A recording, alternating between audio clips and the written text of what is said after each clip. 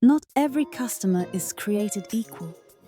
Understanding customer lifetime value, or CLV, is key for businesses. CLV helps estimate the long-term value of customers, guiding acquisition and retention strategies. To calculate CLV, start with average purchase value, frequency, and customer lifespan. Basic methods multiply these metrics, while advanced models use machine learning to predict future spending. High CLV customers deserve premium marketing, while low CLV segments need cost-effective nudges.